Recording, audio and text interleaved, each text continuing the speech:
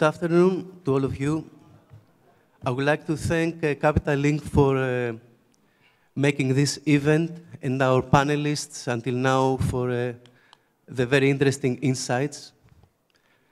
I'm Ioannis Koufalitakis. I'm Foreign Owners Liaison in Greater China for Lloyd's Register. And today, my questions will be focused on shipyards and will reflect the concerns and the questions I'm getting when I'm talking with externals and internal stakeholders. So with me today, I have Mr.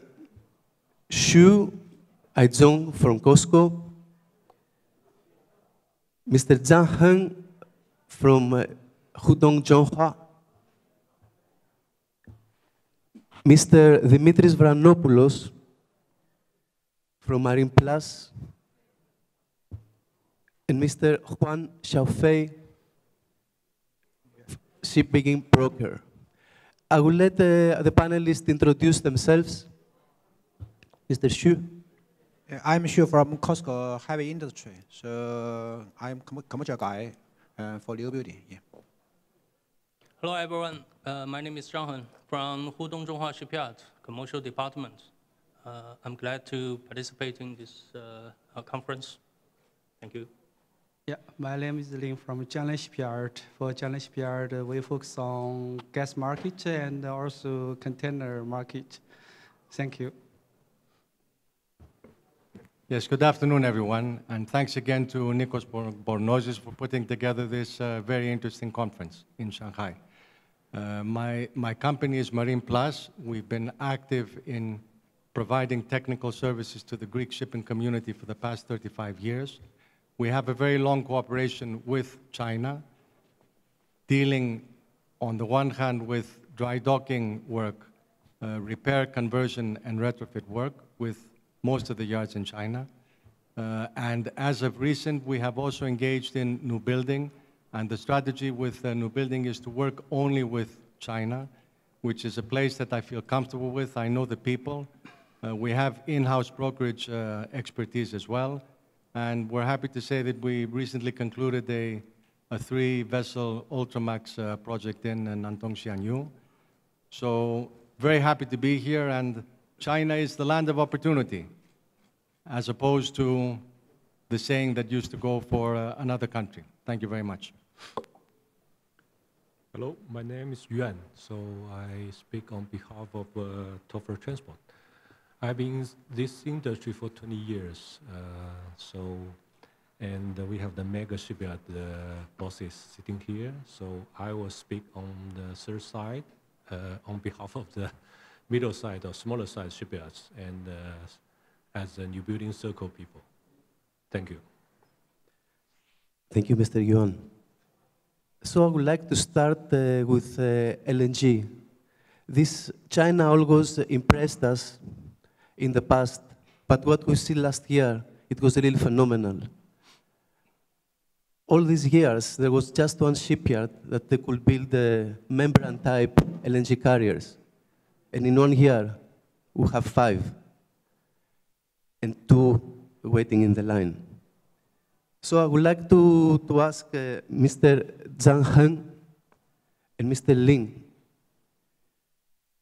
now that gas sector is booming, and we have more and more foreign owners and operators who want to invest in China, what is your plans regarding increasing new building capacity, and how you will be able to do that without compromising other aspects, such as quality and delivery times? Mr. Zhang? Thank you. I think it's necessary for me to introduce our shipyard, the history about LNG carriers. Actually, we start the research and design is from 1997. Actually, the first vessel, what we delivered is on 28. It almost 10 years, after the preparation for design and all analysis and the research. I should say it's not easier for us to enter this field. My personally thinking is, first of all, the necessary and substantial conditions for LNG carrier building is the shipyard needs have an entire system for HSE and all necessary management. Without this, I think our clients, including charter, will not think shipyard is qualified because this industry, I mean the energy, especially the gas, is hazard products, and it's risk if you have any negligence during productions and during the designs. So before you take contract, you have to prove you have that measured systems and mechanisms to running all the system in good order.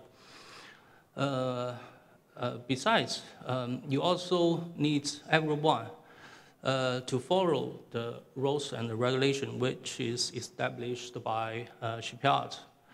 By our Shipyard, we will have regular training, regular examinations, and regular meetings and FAT to let everyone understand your positions, how to work in HSE systems and the quality systems. The best way is everyone, get used to thinking before you work, carry out the correct, jobs in his own positions. So I think this is necessary for us to go on with this thinking and concern. So I think this is my personal opinion to answer your questions. Could be an reference for others. Right. Yeah. So you do have plans to increase your capacity, new building capacity, right? Yes, actually, if you recall, our the records in performance records, you will see in 10 years, 10 years before, our capacity is maximum 3 vessels per year. But this year, our capacity will achieve 6 ships. And our plan in 2025, the delivery could be 8 ships. And in 2027, our schedule will achieve 10 to 12 vessels per year. I think the conditions, for shipyards to expand our capacity for delivery, first of all, is our, the management system getting better and more, efficient.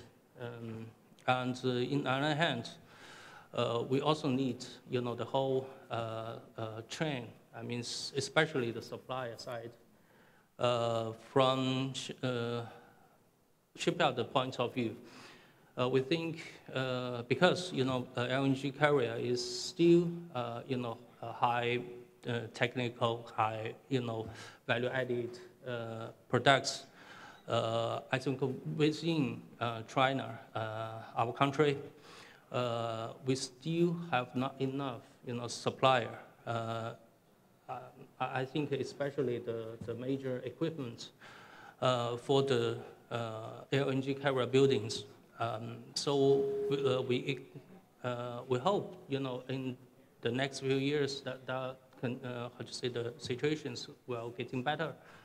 But fortunately, during the last 10 years, we see more and more supplier For example, from the material side, like glass wool, like insulation suppliers, the more and more, domestic, local supplier, could be in the makers list and acceptable, by clients and owners.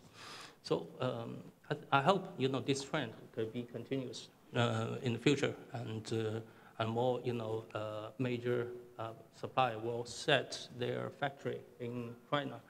That would be better, for the whole LNG carrier buildings in China. Okay, thanks a lot. Mr. Lin?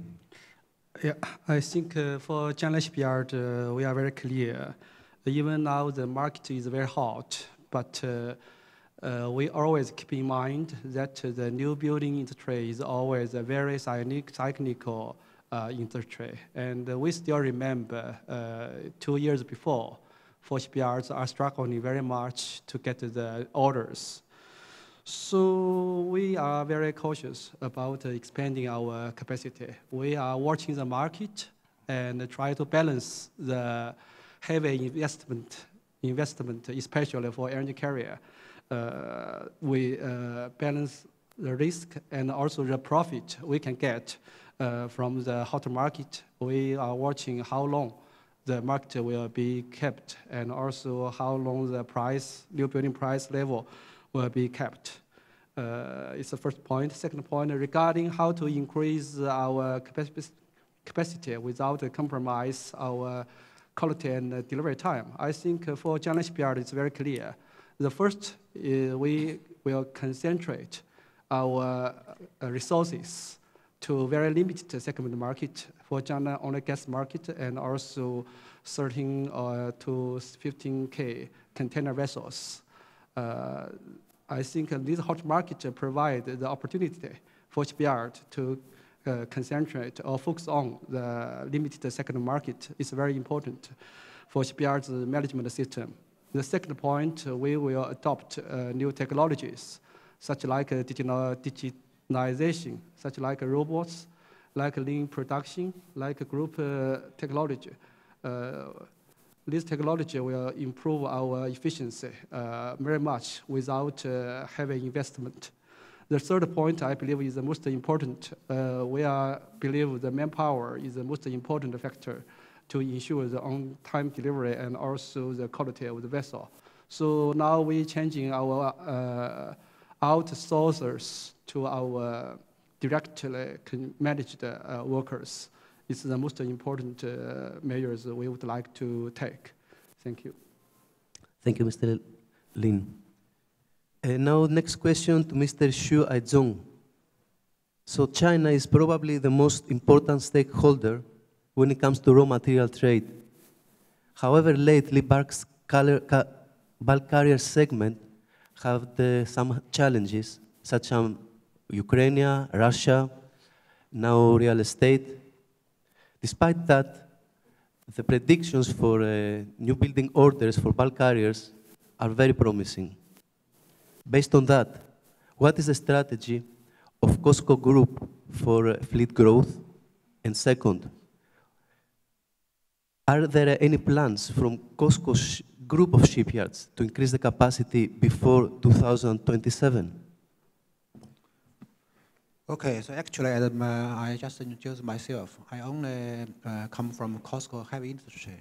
But for COSCO shipping, so the bulk carrier, so the vessels will belong to COSCO shipping bulk. So I'm not so clear for the strategy, but as I know, so COSCO shipping bulk have several years without placing one vessels. So, but then should remain their position in the shipping market. So as a COSCO strategy, so COSCO shipping now is the first ship owner in the market. So for COSCO bulk, so they will remain their position. So this is their first. Second is for COSCO shipping bulk, cost so many years, they no play the orders, new building orders. as new rules, new requirement, new environmental rules requirement. So I think they will play the orders. So such as the Commercial Marks, Newcastle, or these vessels. And I know they are just discussing the plans for this. So for shipyards, so now under COSCO ship heavy industry, so we have 5 shipyards for new building. So everybody know Kawasaki, COSCO Kawasaki this moment is the first shipyard. So if we mention the management, so managing, production managing, so the efficiency and the production efficiency now is very good. So without this advantage, so COSCO, other shipyards, so will learn from Kawasaki. So this is our strategy. So this. So if we mention before 2027, so capacity of COSCO shipyards, yes, we want, because we know so more vessels delivered. So with this market, well, means more profit. But we still very clear to remember the tough market. So as Mr. Zhang and Mr. Ni mentioned, we will be very cautious. We will be cautious for the investment to the facility, to some put more money in the new building.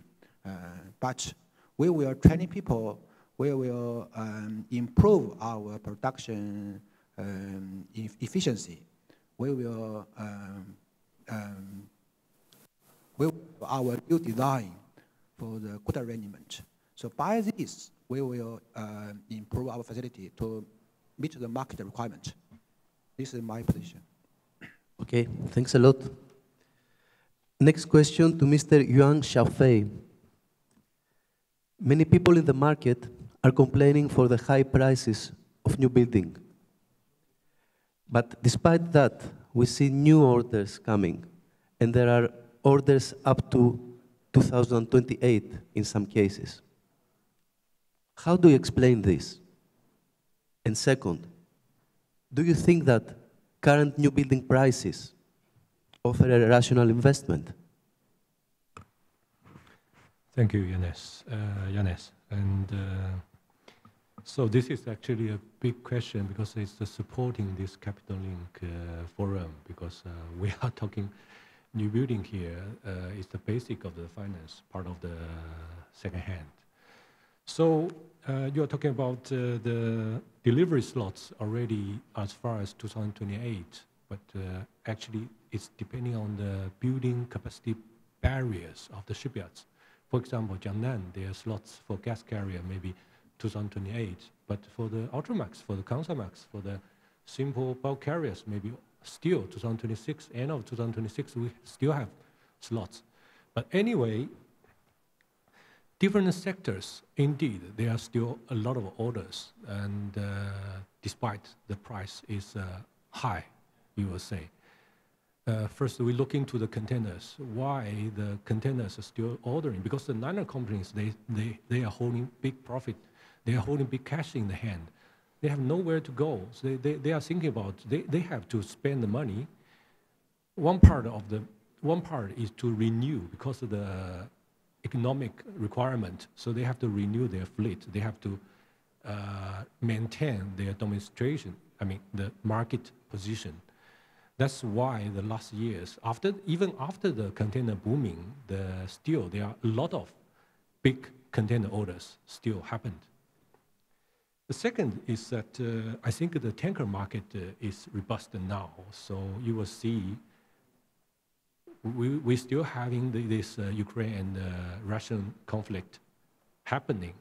But some companies, they make profit in between. And some companies still looking for expanding on the tanker market. So that's why also tanker orders, especially last 6 months, a lot of orders being placed, Aframax, MR tankers, recently. And the bulk market is difficult to say because last year's we had a lot of containers orders squeeze out the normal tanker and the bulk carrier orders. But this year, although the bulk market the charter hire still low, or say relatively low. But recently, you will see the shipyards are quite busy. The inquiries for the bulk carriers are quite busy. So you are asking the question if the decision of the owners to making for placing the orders is rational or not. I would say every decision for placing the order in front of the owner's desk is logical. They are facing their situation, so they are making their decision to make the orders.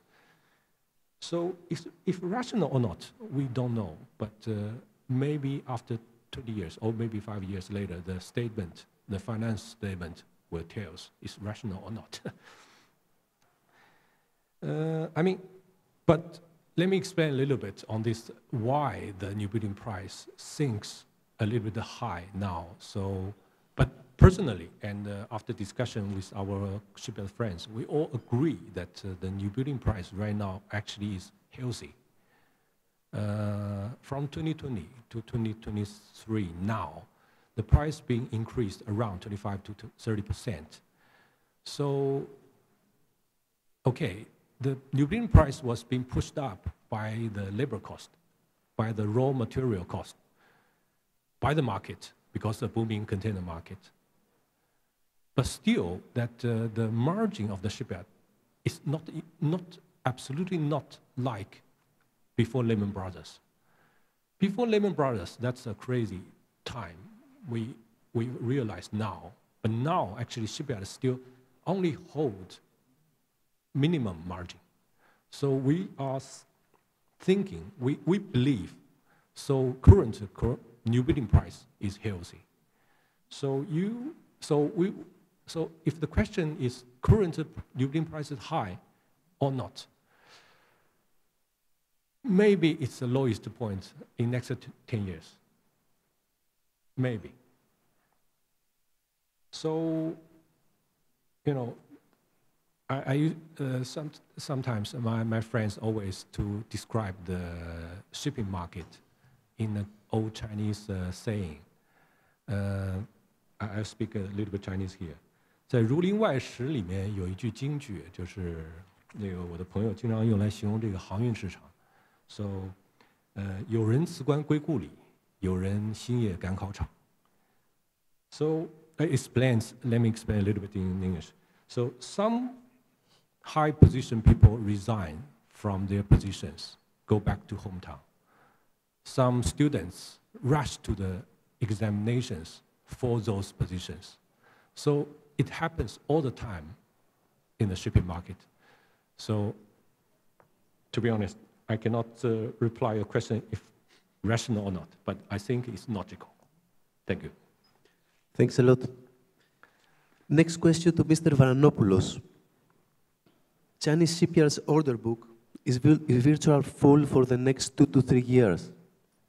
And by that time, some expect that retrofits will start to be the next hot thing. What is your view about that? And when do you believe the retrofits will peak? And what measures are taken by your company to meet the challenge of having to deal with so many different technologies? Okay, thank you, John. Basically, the available tools to shipping companies in terms of energy-saving devices, a lot have been around for quite a while. Some have come up more recently. Some are cost-effective. Some seem a little more expensive.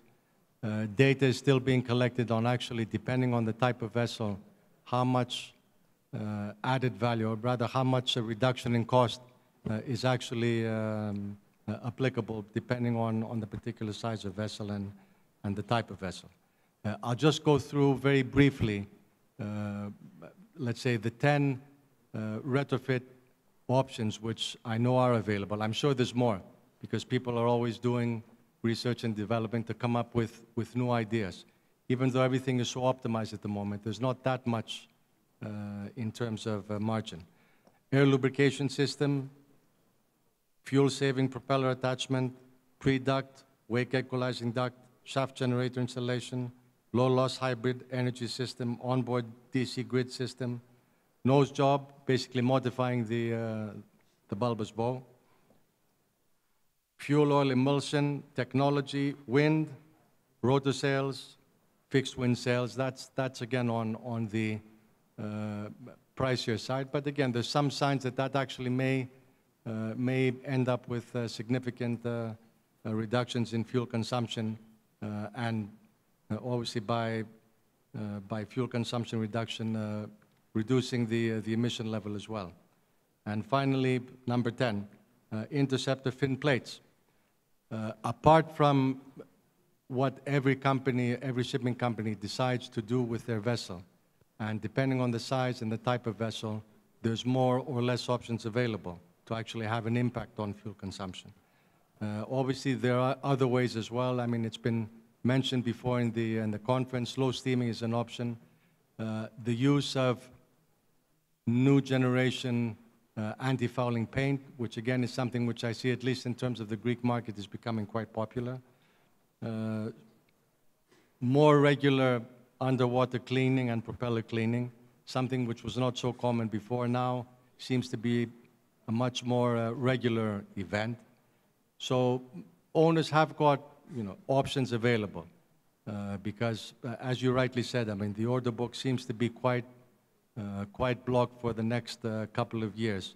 But there's actually, I'm aware of a project which is on a bit on the exotic side. I mean, there is a container operator, not Greek, who has booked a vessel in a Chinese shipyard to do a conversion from conventional fuel to dual fuel. But I think, honestly, that's a bit extreme. I mean, I'm not really sure how that pans out in terms of what the capex is involved and how much you actually get back over time. In terms of what we're doing as a company to assist our clients and customers, basically we're doing our own due diligence, checking to see what is available on the market, making the owners aware. Honestly, the owners have very knowledgeable people in the technical department, operations department, the owners themselves.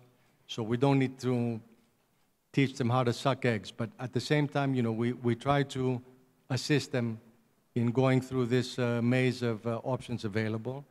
In terms of which shipyards can actually do which retrofit, again, I've done a lot of retrofit and conversion work in China, which is still our main market in terms of that particular activity. So I can more or less guide owners, depending on what they actually want to do, to select the right yard, again, depending on location as well and all the rest, and whether the work can be done alongside or whether it actually needs to be in dry dock. If the special survey of the intermediate is coming up, that's fine. If not, the owner needs to decide if it's actually worth stopping the vessel, doing the work in dry dock to have this improvement in fuel consumption. Thank you. Thanks, Mr. Vranopoulos. Next question for all of you. Decarbonization is around the corner, and IMO is now drastic. What is your view on that, and what are the technologies we need to apply and meet the targets of IMO? And which aspects yards should be investing in order to reach those targets? Mr. Zhang? Okay, I'm pleased to start these discussions. As commercial people, maybe my speak is not quite technical, but personally, I think from shipyard side, as an we take the task as assembly of components. So our own job is to make our own design to be more, energy efficiency. So the most work what we do, is the whole line and also the whole system could do in line with the the energy saving, and we will spend a lot on for example the researching, the model test, analysis, or the system. Besides, we also need to follow the new technologies. For example, ALS, and even shaft generators, and also all energy saving ideas, which is provided from the third party, and to contribute for the whole, the general performance of the whole ships. But I have to say, as a shipbuilder, this industry is, heavy asset, industry. So there's no profits. It's not quite much from shipyard side, to invest, much more, other than, the ship design. So we are willing, anyhow, we are open and willing, to follow the ideas, not only from our client, but also from the supplier, and everything which is, green ideas, and also the energy saving, so that what we can provide to the market. Thank you. Thank you. Mr. Lin? I think this question is quite simple for Shipyard. I think for Shipyard it's very clear. We started the new technologies. We provide the product with the latest green technologies. We can match the new requirement. For Shipyard it's very simple, but I think the decision to be made by the owner side, it's a challenge for owner side. For Shipyard, it's easy. Thank you. Thank you. Mr. Xu? Actually, decarbonization this moment is a hot topic. So when we meet the ship owner ask us, and we ask the ship owner. So we still remember, so last year, so we say LNG. Then last year we say methanol. Then now we started to discuss ammonia. And so this is a headache for ship owner, also headache for shipyard. So, but we needed to consider this. And for shipyard this moment, so we visit the main engine makers, we visit the class, we visit the ship design company. So actually for COSCO this moment, most ship orders we meet is for methanol. But now they say the ammonia is the future. So we do the investment for ammonia, and we ask our design people to do more investment for ammonia. But this moment we still have no clear idea from the main engines. So just some ideas. So methanol orders we already take, but ammonia this moment we just do test for one talk vessels. So anyway, so we will wait and see. And what I still remember, so in June I played a visit to Greek ship owner. So for Greek ship owner, they say somebody say so maybe nuclear. So nobody knows. So anyway, so we consider this, but no clear idea what is the final choice. We do not know. This is all. Okay, thank you. Mr. Yuan? Thank you, Ioannis. So I think most shipyards, they are trying to adapt or say they follow the new technologies, and some are adventure to pursue the new technology. Some are follow the ready technologies, because decarbonization, this is a big topic in next years. The first of our Newbuilding circle is appreciate, welcome this part of the new regulations. First is environment friendly, mostly. Second is it creates more orders to our Newbuilding circle. That's big benefit for us. We very much appreciate it. But I would like to further this question is another question. Whether the green energy is really green. Where the green methanol come from? So if the green methanol can continue, can supply enough for further as fuel. So this is a question. So it continues to the orders in future, because now we only have 5% or 10% like a methanol engine dual fuel orders. But later on, we're looking to maybe more and more owners considering this for more methanol or ammonia orders, dual fuel orders. But question is, do we have enough fuel there? How they supply the fuel in future when they're operating this dual fuel engine, dual fuel vessels? Will this trend be stopped by this energy fuel supply? So this is a question in future we need to consider. I think the barrier now, maybe the most is the engine producer, BMW or Wärtsilä is considering, because they are every day studying. They are full of their capacity, every day studying all the new technology, trying to adopt or say, make the retrofit more easier, make the production more easier, making everything easier. But my question, or say further to your question, can we continue this trend? Make everything really green, really decarbonizing. Thank you. This is a $1 million question. Okay, Mr. Vranopoulos. Yes, as far as the Greek market is concerned, I see there's quite a bit of interest in carbon capture. In terms of dual fuel options, my feeling is that methanol seems to be favored over, let's say, LNG or ammonia. Ammonia and hydrogen, I think, are still at very preliminary stages, so it's difficult to say how the challenges those kind of fuels put in terms of safety, in terms of handling, et cetera, et cetera. As far as methanol is concerned, I actually had a discussion with a large manufacturer in China who is actually setting up a green methanol plant.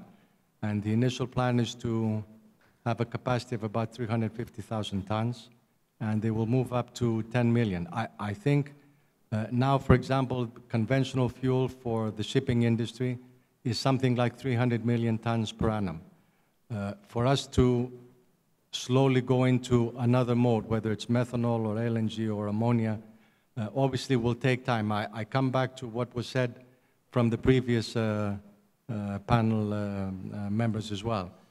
All of this carbonization has to be spread realistically, most probably over a longer period of time. Otherwise, it's just not going to happen. Thank you. Right. Thanks, Mr. Vranopoulos. Next question about safety. Lately, we have seen some accidents, and I would like to ask the shipyards, now that the production is at its peak, what are the measures that the shipyards are doing to prevent unfortunate events? Mr. Xu. Okay. Actually, so history is a good teacher.